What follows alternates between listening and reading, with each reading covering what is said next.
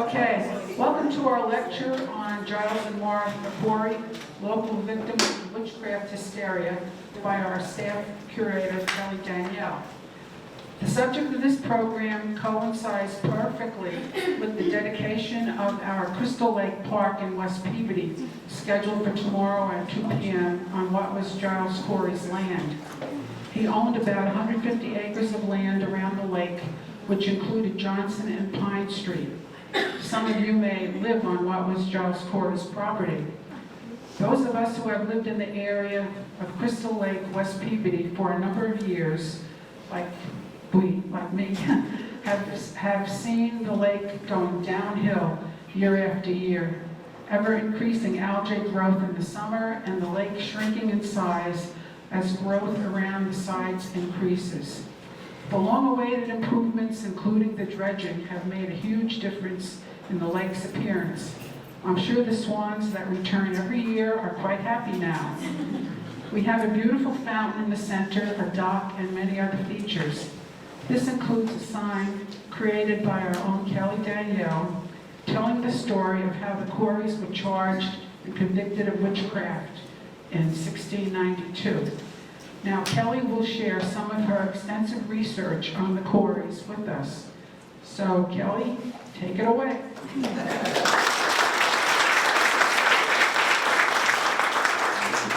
Thanks, Anne. Oh, did you turn this off? This thing is really... Okay, I'm going to have it awkwardly close to my mouth the entire time then. So thank you. Thank you for that introduction, Anne. Can everybody hear me? Yes. Okay, great. So thank you for coming to the Historical Society today for this discussion of Salem witch trials victims, Giles and Martha Corey. For those of you that don't know me, my name is Kelly Danielle, and I am the curator for the Peabody Historical Society and Museum. It feels like it's going in and out. Okay. I can talk really loud too, if that's good. Okay. So.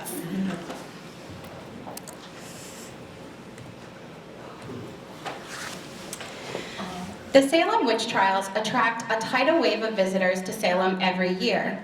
Many of the visitors who come to Salem eagerly hear the tale of the curmudgeonly old Giles Corey, who refused to plead guilty to witchcraft and who was pressed to death under the heavy weight of stones. His final words of more weight are still echoed by many tour guides, as well as the gruesome details of his death.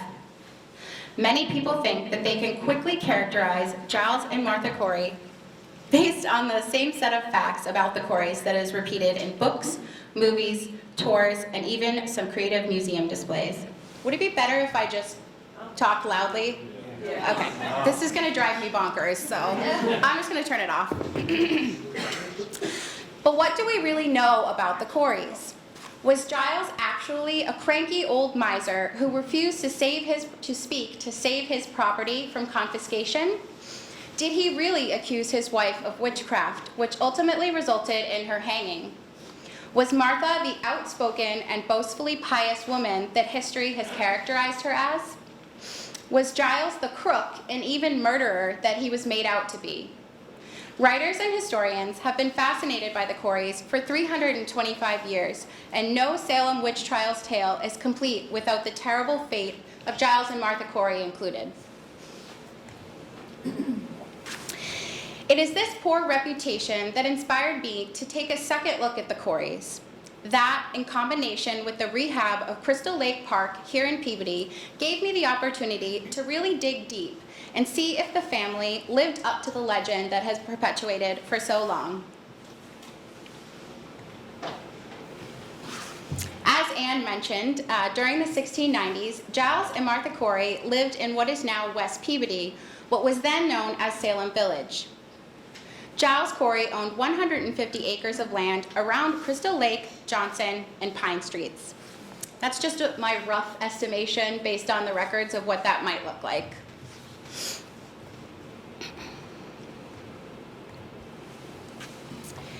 In fact, what was the foundation of a house said to be Corey's home during the witch trials was still at the end of Pine Street as of 2010. If the truth is as close to the surface as this possible home of the Coreys was, then we need to do a little digging. In order to dig for this truth, we must look at the most trustworthy sources, which are the records that were created during the Corey's lifetimes. The contemporary records can reveal clues about them as people. Those records include church records, court reports, military records, land records, diaries, and letters. We know that Giles Corey was born in England sometime between 1619 and 1621, and is first mentioned in Salem records in 1644. Corey must have traveled from England to the Massachusetts Bay Colony sometime before his 25th birthday. Giles Corey married his first wife, Margaret Devon, in 1650 at the age of 31. Margaret and Giles had 5 daughters together: Martha, Mary, Margaret, Deliverance, and Elizabeth. Although he would go on to marry 2 other women, this was the only union that produced children. Margaret died sometime between the birth of Elizabeth in 1660 and the year 1664, as Giles Corey marries his second wife, 43-year-old Mary Britz, on the 11th of April, 1664. At the time of his second marriage to Mary, Giles was 45 years old, and with the daughters of his first marriage ranging in age from 14 to 4. It is doubtless that Giles Corey needed to marry for a second time for practical reasons related to raising children, but also perhaps for love. Giles and Mary were married for 20 years until her death at age 63 in the year 1684. After 20 years of marriage to Giles and becoming the primary maternal figure in his daughters' lives, it is no wonder that Corey chose to mark her passing with the erecting of a slate gravestone in Salem's Burying Point Cemetery. Mary's grave marker can still be seen today as the only known burial location of any of Corey's wives. Giles Corey remained unmarried from 1684 until 1690. At age 71, Corey marries Martha, the widow of Henry Rich. Although we are unsure of the length of time Martha was married to Rich, or what her maiden name was, they did have one son, Thomas Rich, in 1642. Both Martha and Giles would have been considered elderly at the time, and we can hope that the match was one for companionship or convenience, as it would not have been to produce any children. I'd imagine, in their advanced age in the 1690s, a partner for household and farm tasks would be necessary. Giles, in particular, shows up quite frequently in the quarterly court records for Essex County. In 1647, Giles Corey and 3 other men are fined for sleeping on their watch and having their arms taken from them. As each freeman in the community took his turn on watch, protecting the early community from hostile attack, it appears that the court took this sort of violation seriously. The next year, Giles Corey encountered trouble on his watch duty again, as he was fined for fetching a canoe load of wood during the time of his watch and denying it before the court.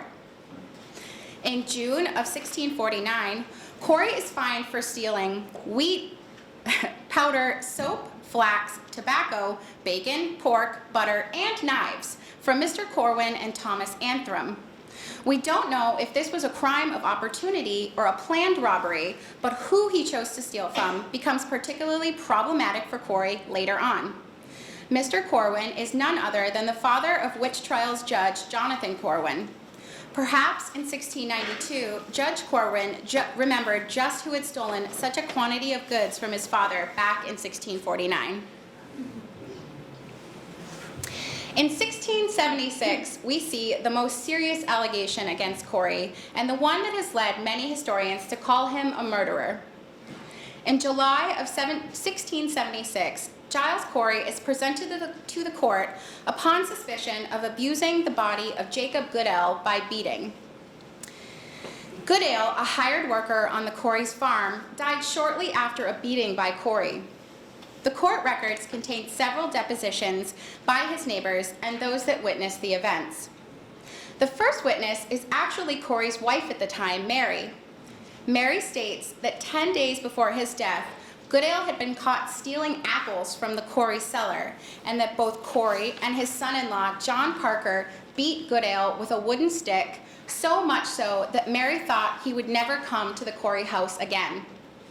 Elisha Kebby testified on June 28th, just before Jacob Goodale's death, that he saw Giles Corey unreasonably beat said Jacob with a stick of about an inch through, and that with the great end of the stick, he struck him nearly 100 blows, which so grieved him that Elisha ran to Corey and told him he would knock him down if he did not stop beating Goodale. Lot Killam told the court that Jacob Goodale, while on his deathbed, revealed to him that John Parker, Corey's son-in-law, struck him with the side of a bed. Whatever that looks like. The jurors chosen to judge the case against Giles Corey were a who's who of Salem Village neighbors, including Nathaniel Felton, whose house is right across the street, Francis Nurse, John Trask, and Joshua Ray. The jurors viewed Goodale's body and described what they saw.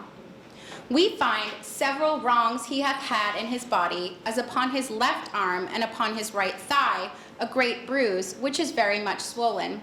His ribs of his back were different in color from the other parts of his body. They observed an incision that ran with a jelly, and the skin was broken up upon much of the outside of each buttock. John Proctor, who would also be hanged for witchcraft in 1692, deposed that Giles Corey admitted to him that he beat Goodale. Proctor told the court that Goodale had appeared in good health recently and that he had been for many years. Proctor told of how Jacob's brother Zachary and Mary Corey brought Jacob to Proctor's tavern and said that he looked very pale with his eyes sunken into his head after the beating. To complicate the matter further, some members of the Goodale family gave conflicting evidence that suggested that he had been beaten by his own family after he had had the encounter with Corey. The jury of his peers found Corey not guilty of murder and fined him for the beating of Goodale. Other than the initial arrest and fine, Corey is not jailed for his contribution to Goodale's death. We can assume that his neighbors would not have stopped at simply a fine if they believed Corey to be a cold-blooded killer. Perhaps this was a case of what we might consider manslaughter today. As awful as it sounds, perhaps Corey meant to beat Goodale, but he took it too far. Many historians have implied that Corey got away with murder, but the evidence that Corey beat Goodale with the intention of killing him is simply not presented in the record. The amount of evidence presented, as well as the numerous witnesses who gave testimony, show that the court took this situation seriously. Would they have released a murderer with just a fine if they thought he was capable of repeating the act? There is no doubt that Corey contributed to Goodale's untimely and unjust death, and no excuse can be made for his actions. In this case, the historical records have us untangling 17th century law procedure and leave us wanting more information to make a judgment of his culpability. In July of 1678, Corey is accused by John Proctor of setting his home on fire. After Corey produced evidence that he was in his bed the night of the fire, Proctor appeals, but the judgment of Corey's innocence is upheld. Giles Corey then goes on to sue Proctor for defamation, saying that Giles Corey was the only person who might have burned his house or set it on fire, for he believed it was an intentional case of arson. By August, it was determined that John Proctor's son was careless with a lamp at bedtime, which caused the devastating house fire. The testimony of other witnesses reveals a steady back and forth of arguments between Proctor and Corey, in which Corey had threatened to burn Proctor's orchards. This may have led Proctor to believe that his old neighbor had finally made good on his threat of arson. The testimony ends with one witness telling the court that there was an abundance of love manifested between Corey and Proctor, for they were often seen drinking wine together socially. The appearance of John Proctor in two of the cases against Corey speaks to the small size of Salem Village at the time, as well as the close relationships of the neighbors who would later become key players in the witch trials. A lot of the court records also reveal a regular schedule of accusations of defamation, theft, and other crimes amongst the inhabitants of Salem Village. Corey, although perhaps involved in a few more disputes than normal, appears to be just another member of a particularly argumentative community. There is even an amusing set of court records in which Giles Corey gives evidence against John Proctor, who is accused of serving alcohol to Native Americans at his tavern. What follows is a litany of complaints in which members of the Corey family and members of the Proctor family tell the court of instances of drunkenness and profanity they observed, perhaps in an effort to discredit the other family. 19th century witch trials scholar Charles W. Upham stated his opinion that it became the fashion to charge all sorts of offenses against Corey due to his reputation. He believed that this may have prejudiced fellow villagers to Corey's character, and points to the many defamation suits Giles Corey filed against neighbors who falsely accused him of crimes. What is clear is that Corey was found not guilty of all of the major crimes he was accused of. Despite his involvement in these disputes with his neighbors, Giles Corey was admitted as a full member of the First Church of Salem on April 26, 1691. The church records describe Corey as a man of 80 years of age, having been a scandalous person in his former time, who had made a confession of such evils as had been observed in him before. He was received into the church with the consent of the brethren. The fact that Corey had married the very vocally pious Martha the year before in 1690 could well have had to do with his choice to seek acceptance into this church at this late time in his life.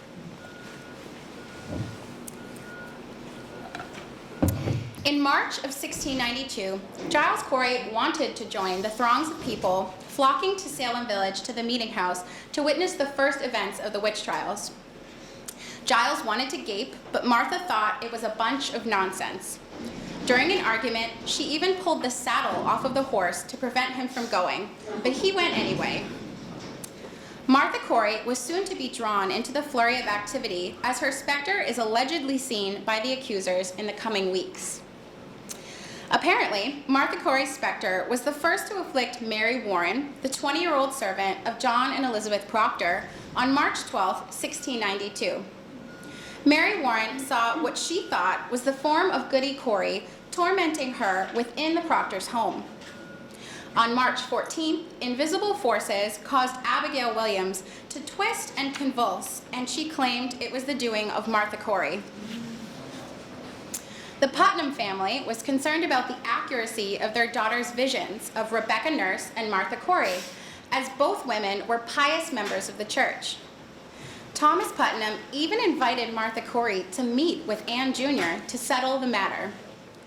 As Martha entered the house, Anne fell to the ground, claiming that she was being choked.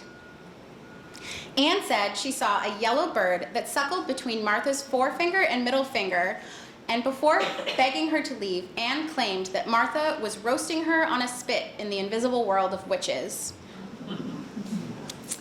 During that same week, Giles Corey found one of his oxen unable to move, as if his hinder parts had been hip-shot, despite being healthy moments before.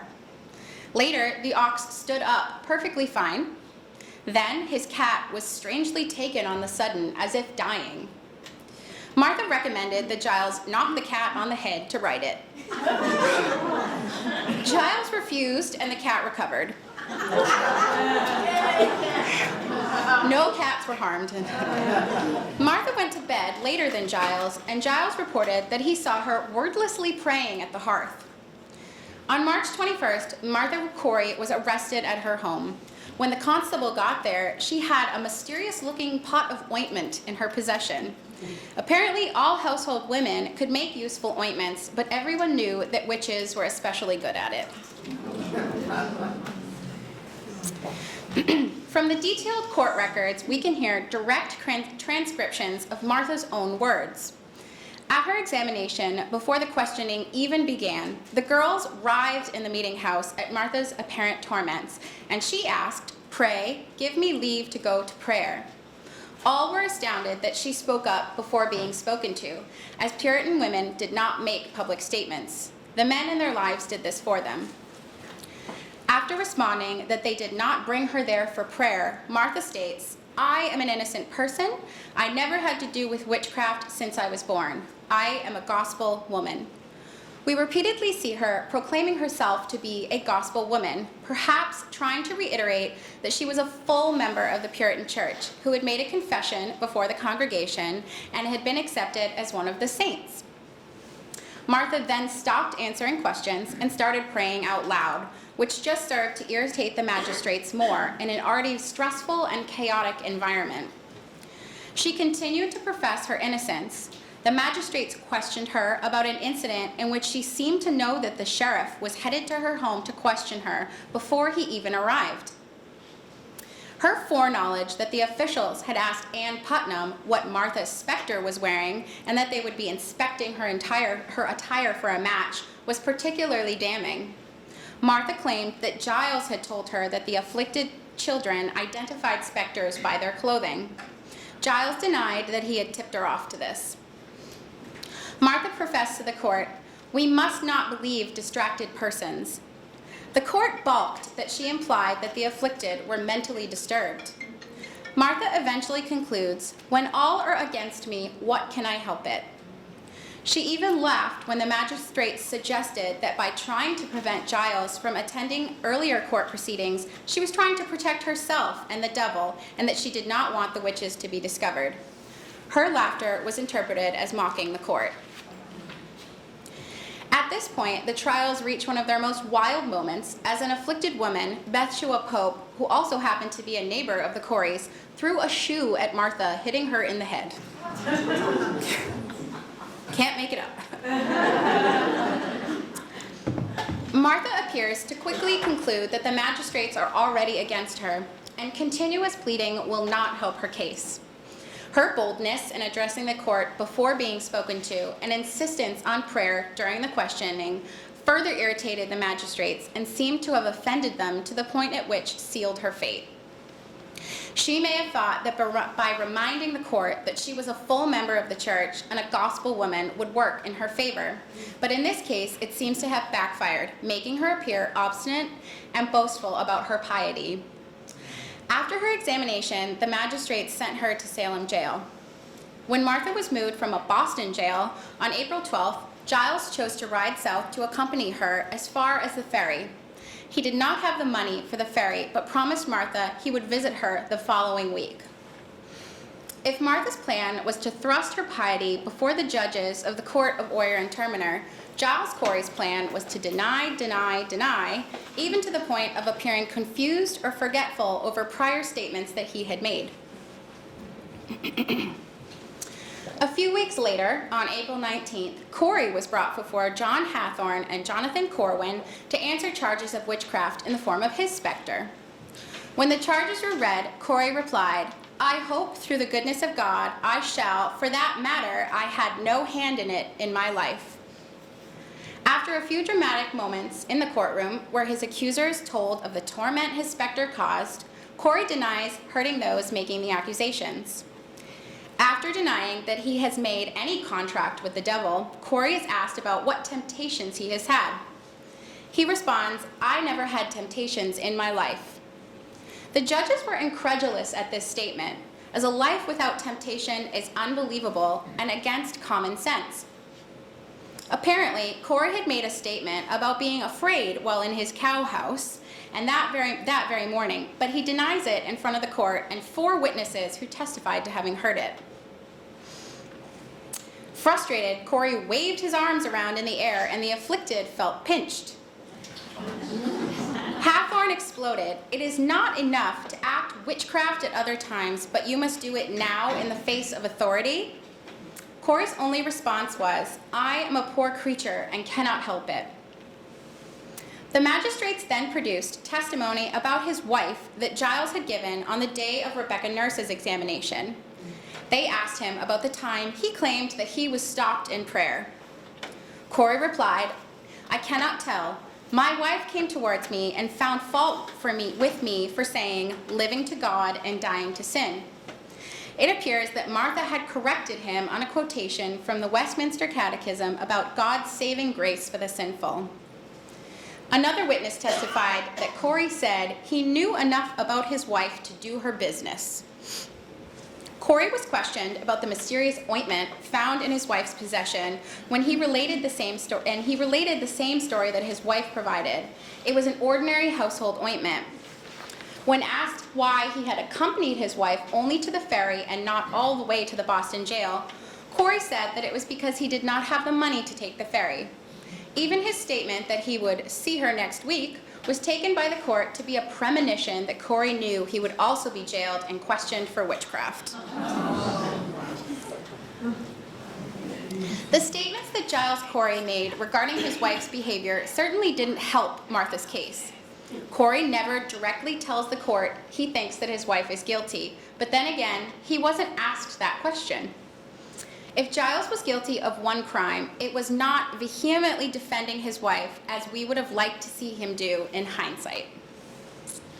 One revealing piece of testimony that was presented were Corey's apparent threats of suicide made in the past. Several witnesses told of how Corey once spoke of temptations to make away with himself. Throwing his own statements back into his face, Hathorne asked him, "How doth that agree with what you said, that you had no temptations?"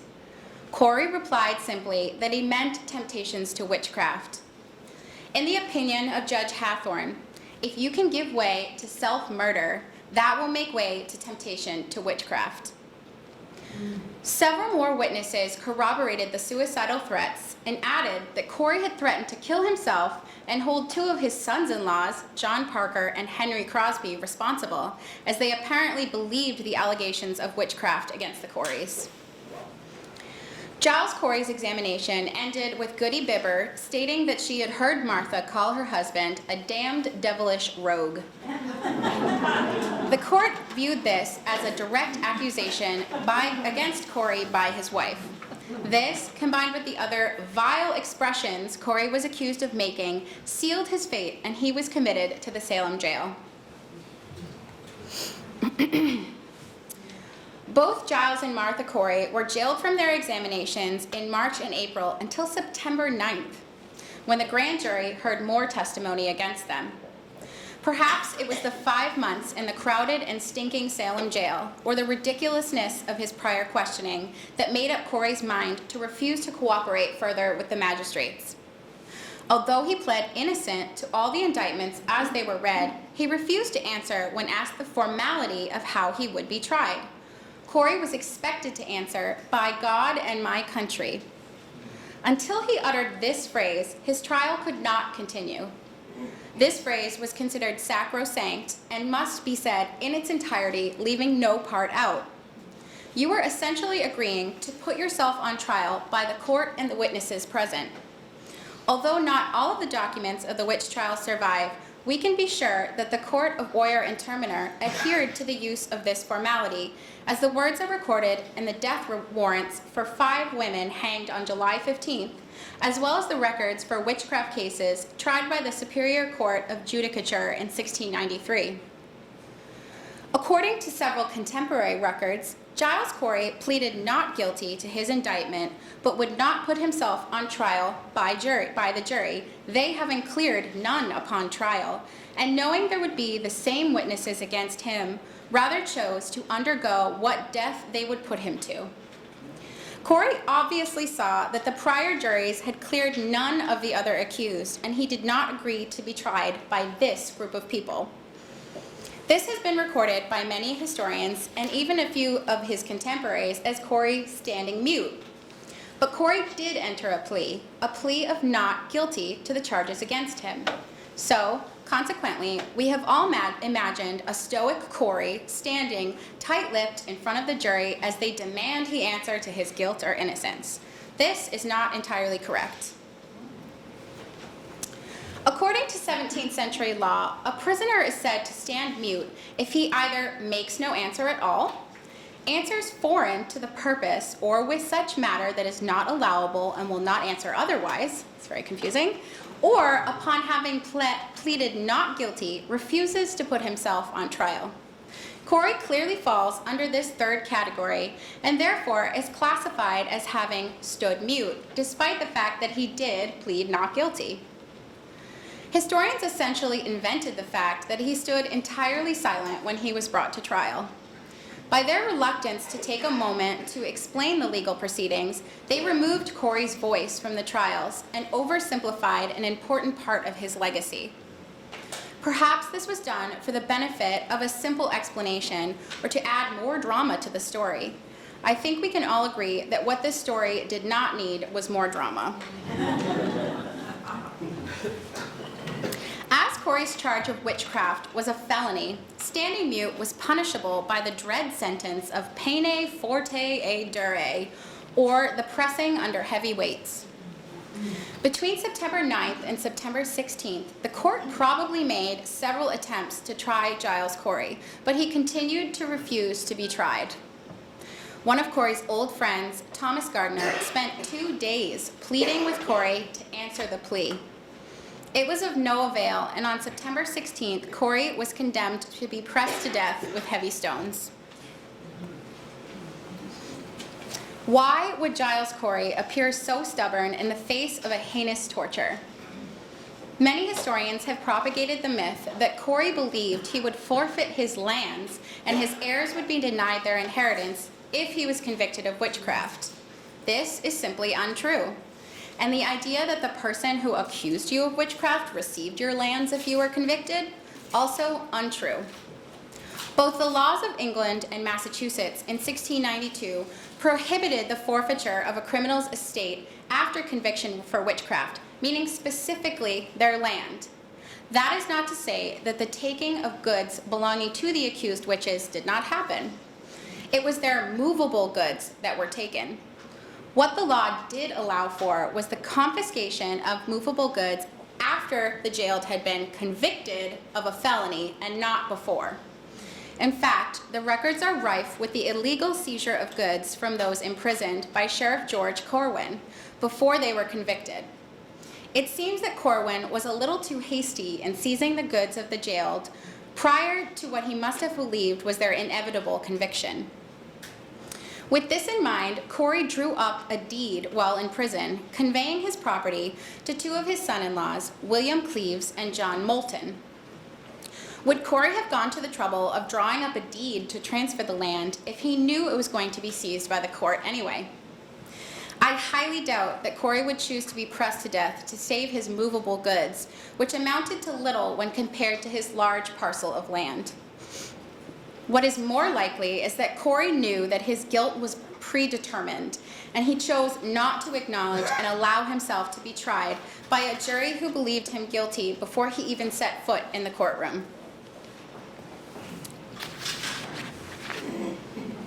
On September 18th, the Salem Town Church excommunicated Giles Corey despite the fact that he had not been convicted of witchcraft. The church viewed Corey's refusal to plead not as a brave defiance of unfair practices, but as an indication of guilt or even the crime of suicide. They were unwilling to let Corey die as a member and were hastily rid of him from their membership. On September 19th, at about noon, Corey was brought from the Salem jail and led across the street to an open pasture. While a crowd watched, officers placed him face up on the ground with flat boards across his body, and then proceeded to place heavy stones on top of him, one after another. If the point of pressing was to induce the victim to speak, at some point during the torture, the pressed would be unable to do so, and it would serve no purpose. If the stones were removed, the victim would most likely still die a terrible death from the crushing injuries sustained. Several contemporary sources confirmed that it took Corey 2 days to die under the weights. Corey most likely departed this world sometime on September 20th. The pressing of Giles Corey remains the only pressing on record in American history. By tradition, Corey only spoke once to gasp the phrase, "more weight," seeking to hasten his death. Another tradition has Corey's tongue protruding from his mouth as he lay dying. Sheriff George Corwin is said to have poked it back into his mouth with the tip of his cane. These two details are almost universally included in the telling of Corey's tale, but are they facts or are they fiction? The phrase "more weight" was apparently not unique to Corey. It was known that pressing could take many days, and English victims seeking to end their own pain cried more weight, desiring the mercy of a speedy death. Poet John Milton even included these words in his 1631 poem as he described a man being pressed to death as having uttered the same phrase. If traditionally associated with this punishment and used in popular literature, then it does seem plausible that Corey could have uttered these as his final words. As for the tongue being poked back into his mouth by Sheriff Corwin, this is recorded by a Boston author who lived at the time of the trials and whose book denounced the cruelty of the events in Salem. An eyewitness to the pressing, Samuel Sewell, describes the pressing, but neglects to mention the tongue incident. The act seems to fit into the cruel nature of Sheriff Corwin, who was known for illegally seizing the property of the victims of the witch trials. In fact, after his death in 1696, one survivor of the trials, Philip English, put a lien on Corwin's body, delaying his burial until he had been reimbursed for the property he lost to Corwin. Corwin was apparently not a popular guy. In this case, the history seems to support the traditions of these two rather gruesome details. On September 11th, Martha Corey's beloved church excommunicated her, deciding that she had taken the side of the devil. The gospel woman was excommunicated by a vote of general consent, although not a unanimous one. On September 22nd, Martha Corey was taken by ox cart to the rocky ledge where the executions took place. Per her character, she is said to have defiantly ignored the common prejudice against women and public speaking and concluded her life with an eminent prayer. After the hanging, Reverend Nicholas Noyes remarked, "What a sad thing it is to see 8 firebrands of hell hanging there." How do we then contend with the legacies left behind by the Salem witch trial victims? If this retelling of the proceedings against the Coreys seemed like a rush to judgment to you, you are not alone.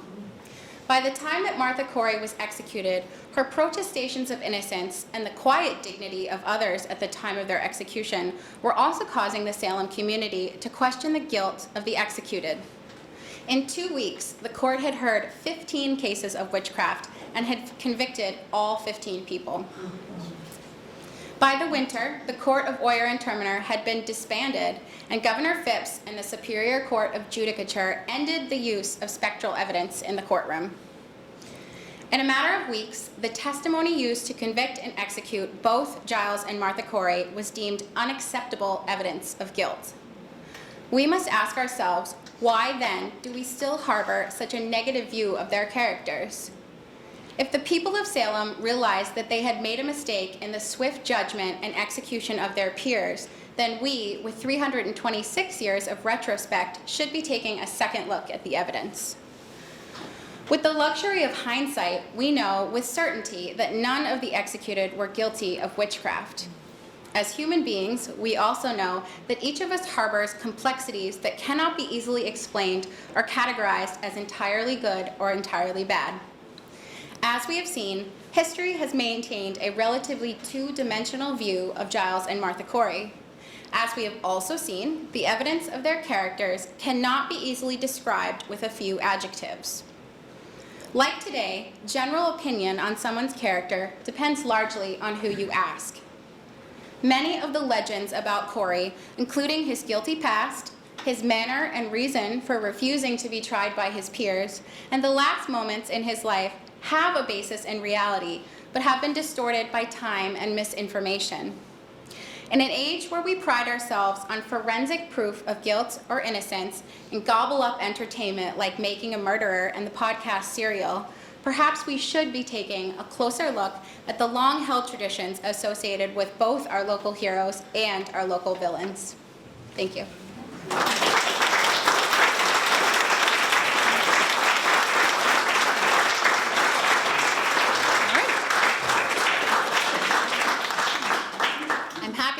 questions if there are any.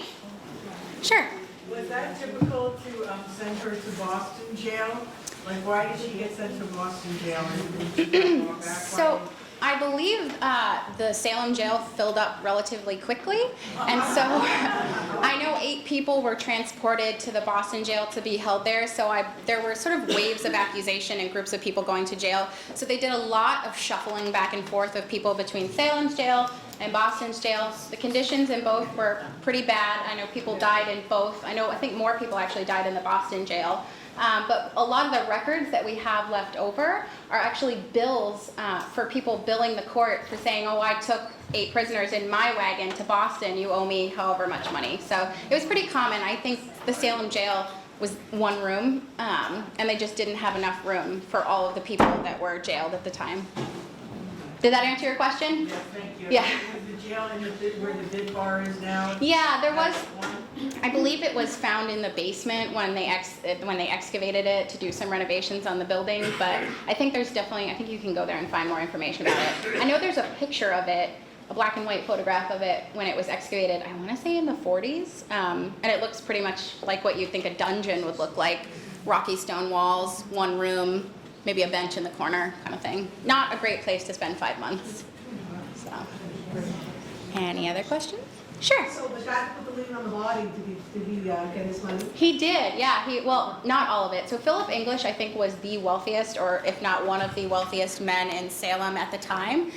He was accused of witchcraft, and Corwin went in and took a bunch of stuff from him.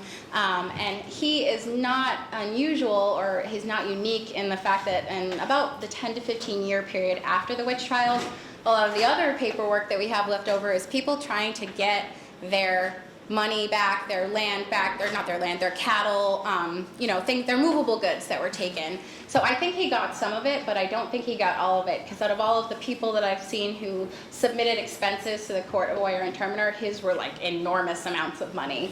I just don't think they had the money. It took them almost 20 years to pay reparations to the family of the witch trial victims, so I don't think they were in a rush to pay Philip English. He wasn't hurting for money either, so. Sure. The 2 memorial stones Mhm. that are at the edge of Crystal Lake. Yeah. I know that they're not buried yet. Will those be put back? Have they been put back? Mm-hmm.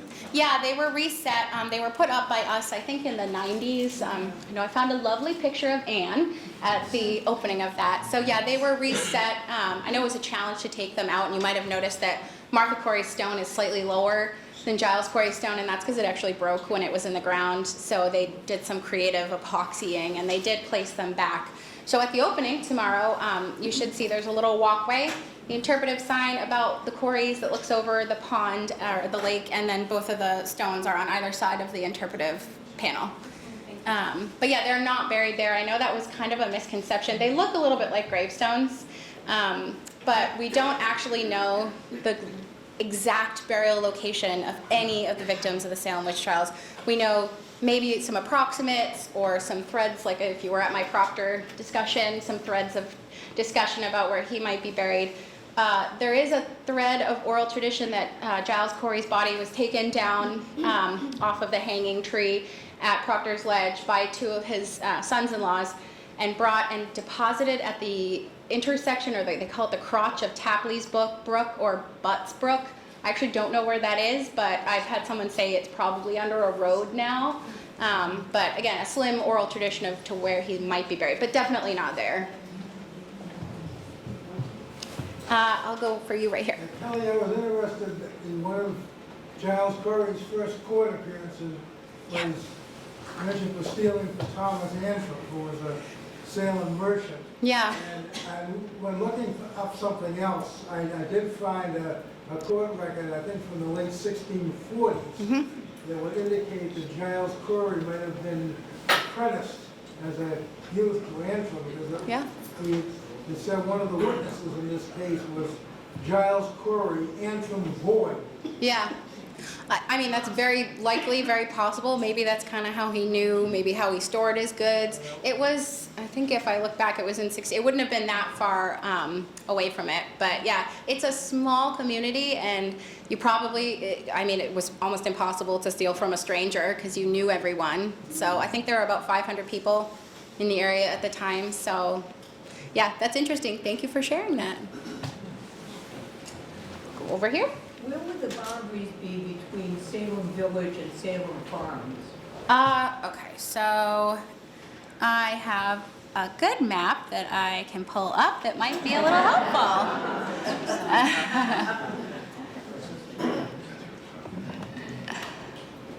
Okay, not sure if this is helpful, but if you look, yeah, it's a little blurry on here, but that dark line is outlining what Salem Village would have been in the 1690s.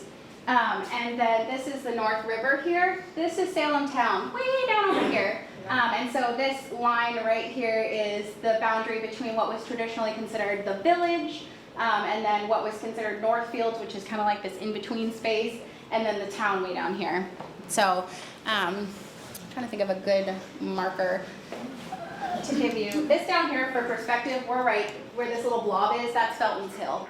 So if that gives you some perspective, there's sort of the Charles W. Upham's 1692 map. This is his 1692 map. So gives you a little bit of an idea of where the boundary might have been. Does that make sense? Sure, I'm just gonna go way in the back first. I was curious about when you were talking about the John Proctor last year, you said Yes. they had been thinking of doing a movie on it. And I was wondering what the status was or if you found any more information. Yeah, so spring of last year, we filmed a documentary with a production company called Lone Wolf Media, and they came to us, so the Historical Society, and then the same group of people that re-identified Proctor's Ledge as the site of the hanging. And so we followed a similar course of action to search for John Proctor's burial location in Peabody. And my last talk mostly talked about how we theorized that we think we know where he was buried based on a similar set of circumstances that allowed historians to sort of re-identify Proctor's Ledge by saying, in the 1690s you could stand on this hill and look across and see the spot where he was buried, that sort of thing. So we finished filming. The documentary was scheduled to come out this fall, but it was pushed back to early 2019. So hopefully it will be on the History Channel, Smithsonian Channel, and National Geographic in early 2019, whatever that means. So, but it is supposed to come out. If you are a member, I will send out an email and potentially, I was going to try to get together some of the other people that worked on the documentary to do maybe some type of a panel question and answer, because there's some really great historians, Emerson Baker, Marilyn Roach, Richard Trask, that worked on the documentary, and they're like the great minds in the Salem witch trials. So, but I know they're in it as well as some descendants of John Proctor, which should be interesting. So. Was Proctor's Tavern in his house in there?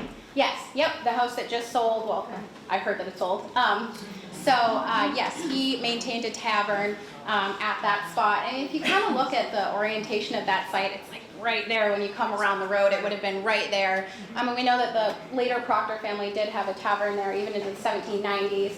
We have a sign at the Historical Society for that tavern, so very neat. I know you had a second question, so I wanted to get to you. I'm a little new to the area, so I just wondered, when you say West Peabody, they lived in West Peabody, in those days it was called Salem, or? Yes, it was Salem Village. So Salem Village was a large area that encompassed parts of Peabody, Danvers, Topsfield. So if you think about Salem town kind of being down on the water over here, Salem Village stretched out like a fan shape inland. Oh, okay. And it was a pretty big area of land. So geographically speaking, it was pretty I thought big. it was just Danvers, but it's all those. Yeah, it encompassed different parts of surrounding towns. So So have you given talks on all the other 18 victims? no, talked You're about. an expert on those? Yeah. Definitely not an Yeah, expert. I'd love to hear a lecture on all of them. Yeah, I do one on John Proctor, which I did for the Historical Society last year, and I did it for the DAR in Salem this year. And then I did a talk on the Felton family right across the street, because they actually had a lot more involvement in the witch trials than we thought. For a long time, we thought that we know that Nathaniel Sr., who lived in the gray house down the street, and Nathaniel Jr., who lived in this red house, drew up a petition to try to defend John and Elizabeth Proctor And that obviously didn't work because John Proctor is hanged in August of 1692. Elizabeth Proctor is sentenced to die, but she's given a stay of execution because she's pregnant. She's eventually released from jail. She actually escapes execution.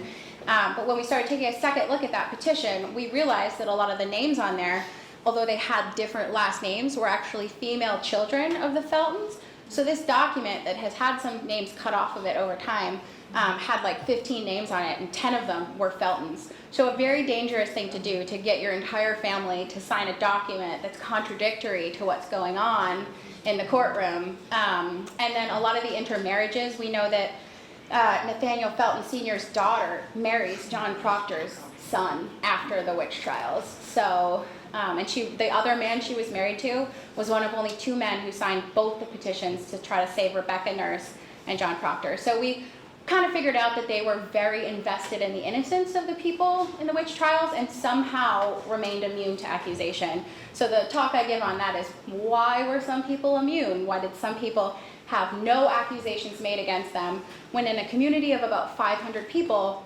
1,500 accusations are thrown around? Most people are either making an accusation, being accused, or even both. Like Mary Warren, who provided testimony against Martha Corey, was an accused and afflicted, but also went to jail for being a witch. So it's a really mucky thing. But no, I've talked about the Feltons, the Proctors, and the Coreys kind of representing Peabody. Will you be doing those talks again, so? If I get asked to, I will get right there. Yeah, I'm happy to. I did one for the Salem chapter of the DAR, so I'm happy to do them again. They're really interesting, and they're always changing because, like right before I got here, I was listening to a really good podcast that just came out called Unobscured by Aaron Mahnke, and it's a multi-part series going over the witch trial. So this is something that's constantly being looked at. So it's interesting and changing information. For a really, really sort of beaten to death historical topic, there are parts of it that I was really surprised no one had ever looked at, like the burial location of John Proctor. So, Did you give the Felton talk? Was it here? I did. I gave a Felton talk here during the Felton family has an annual reunion that they have here every summer. So it was actually at the firehouse, and I got to talk to a bunch of Feltons about their great Felton family history as really invested in the innocence, which is not something you can say a lot of people did during the witch trials. So if you're doing the society, will you do a few business talks anyway? Yeah, I can send it out, so, yeah. There's no record at all of his daughters or any Of what happened to them? Yeah. There are actually lots of records of what happened to his daughters. I think most of them, I'd have to bring up my slides. Some of them died relatively young, but I think 3 of them actually did get married to people in the community. And you can go back and trace what happened to them based on who they married. So I didn't put their spouses on here. The question marks on there, I know several of those ones with question marks did get married. We just don't know when they died. So you might be surprised, people like Elizabeth Proctor, I said she escaped execution, she was pregnant. We don't know what happened to the baby. We don't know if the baby was born, if the baby died. We know several infants did die in jail, but it's not recorded what happened to hers. She goes on to fight with her stepchildren to get some of her dowry back, loses, marries a man named Daniel Richards, and then disappears from the historical record. We have no idea what happened to a very important and sort of named member of the witch trials. Mary Warren, the servant that was in her household that accused her and her husband, John Proctor, we don't know what happened to her either. It kind of just trails off. And that's more common with women, just because, as I said, women are represented by the men in their lives. So Elizabeth Proctor kind of just got absorbed by her husband, Daniel Richards, and we don't know when she died, where she's buried, where she lived, what happened to her. So in this case, I know that there are quite a few descendants of the Coreys, if you look online. So we know they married into the Moulton family, the Crosby family, the Parker family. So some of them might be names that you could hear today. Did you say one married Cleves? Married who? Cleves, William? Well, there was a Cleves that was a son-in-law of his, so presumably, I think it was Elizabeth. Might have to look. Yeah, 5 daughters. Yeah. Who bought the Corey's land? Oh, They kept it. who kept it? His sons-in-laws. There were 2 sons-in-laws that were apparently that apparently supported the accusations against the Coreys, and then there were a couple of sons-in-laws that were supportive of the Coreys in jail, and so he deeds his land to those two sons-in-laws, again, not the daughters, not his own daughters, because he was going to give it to their husbands. And Deliverance, I know, is one of them who even built a house on the 150 acres that was, it's not that house that I showed in the slide, but a different house, because there were multiple Corey houses at one time. There was a house that eventually ended up being a farm. I think it was a dairy farm, and it was called the Deliverance, I think it was called the Deliverance, whatever her last name was at the time, Deliverance Corey Farm for a while. But I believe it goes to two of his sons-in-laws. Did John Proctor live at the tavern? Yes, yep, so he lived, that spot, that, the house that is for sale, or that sold, we think it was either that house, part of that house, it's sitting on top of the site where that house is. We did some dendrochronology on that house for the documentary, and I know for a fact that that is not going to be included in the documentary, because dendrochronology is when you take a sample of wood from one of the beams of the house, and a core sample, kind of looks like a pencil when it comes out with a drill. You polish it up and send it to a lab, and they count the tree rings and compare it to existing samples of wood that they know were from a certain period of time. And so the house actually dated from the beams that we took samples of to 1726, which would suggest that it was built by his son Thorndike Proctor. So I think that it's actually the third house that was on that site. First house was most likely built by Emmanuel Downing, because John Proctor didn't own that land, he was renting it.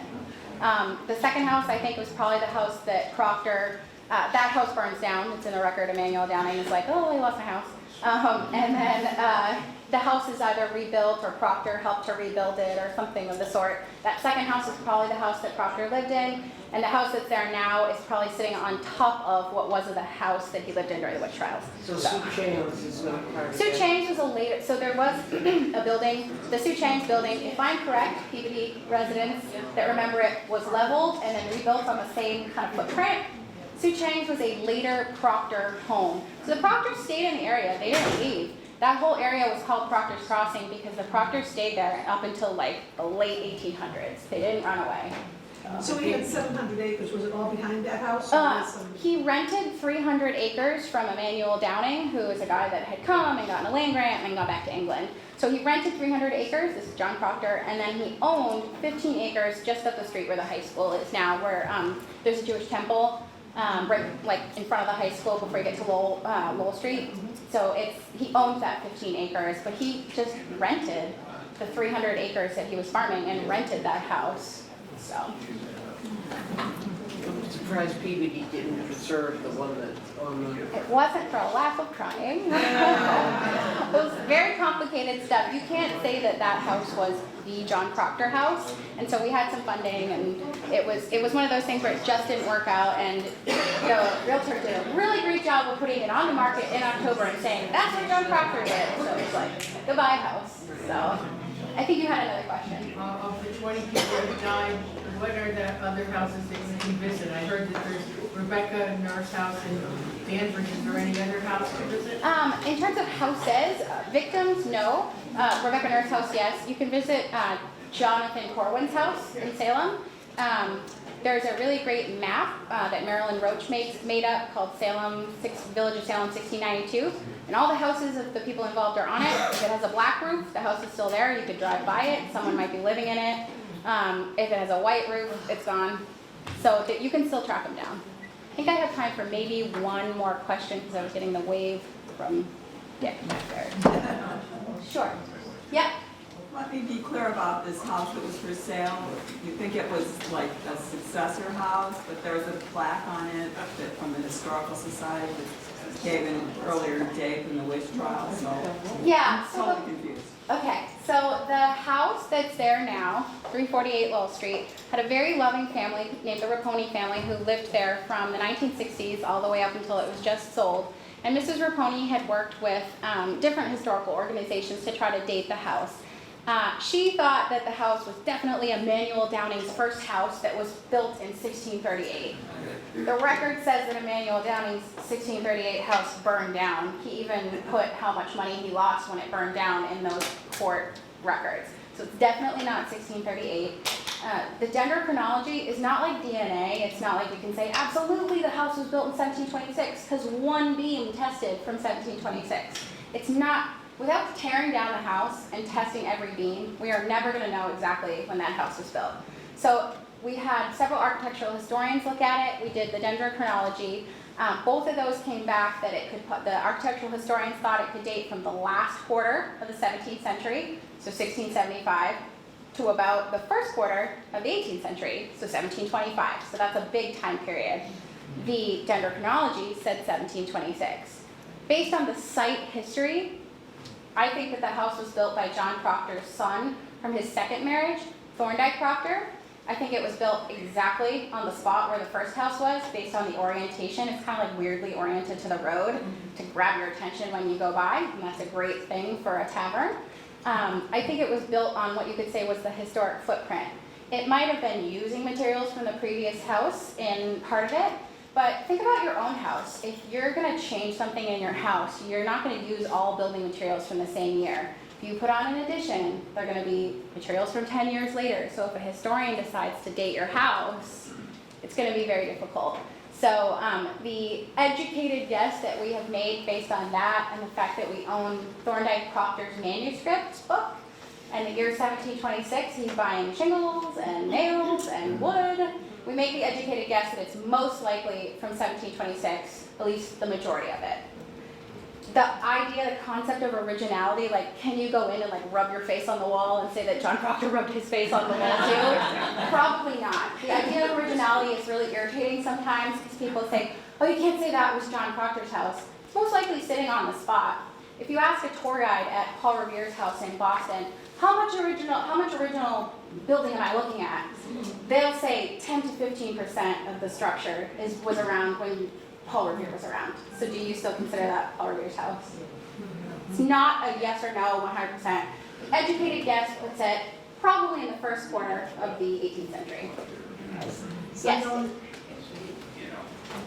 Calvin, one thing I wanted to add to what you said, and it's all been great. When we were researching, we were looking at the house, we did a tour. Two things that came out of it as far as the percentage of original construction. The fireplaces and the siding around the fireplaces was pretty accurate.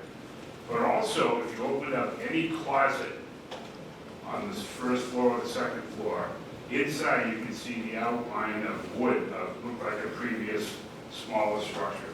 Yeah. Now, where was, which family had the 17 children? Is that Downey? That's John Proctor. John Proctor had 17 children with 3 wives, 11 of whom were alive during the witch trials. Okay, the 3 wives he had all together, right? Yes. Just kidding. I thought I was like all together. Wait a second. No. We did find evidence, and this is confirmed by Richard Trask from Danvers, that if you look in the closet, you see an outline Yeah. of what would have been the outside wall of a previous smaller house. Yeah. Probably older. So it's a very complicated question to try to answer because again, think of if you've owned your house for a long time, how many things have you changed? Have you put additions on? You know, what are you going to consider the house? It's a very difficult question to answer. I think we're pretty confident that that is the spot where he lived, and even in his application, John Proctor's application for his liquor license, because you had to have one of those back then too, he says in the record, I live at Mr. Downing's farm, and there's no question as to where Mr. Downing's farm was, so. Look for the privy, to find any, where it was a tavern, there's probably lots of stuff. Yeah, most houses that have, most 18th century houses will have several privy sites, and if you own an 18th century house and you've done any digging in the garden, you might uncover one of those, which has they'll have like broken pieces of pottery and stuff. Unfortunately, a lot of that stuff is like, the land grade has come up over time, so you'd have to go down really far to get back to 1692. I know that the Raponi family did a lot to the site, and they did find things both in the house and in the yard. So, very cool. Thank you very much. If you have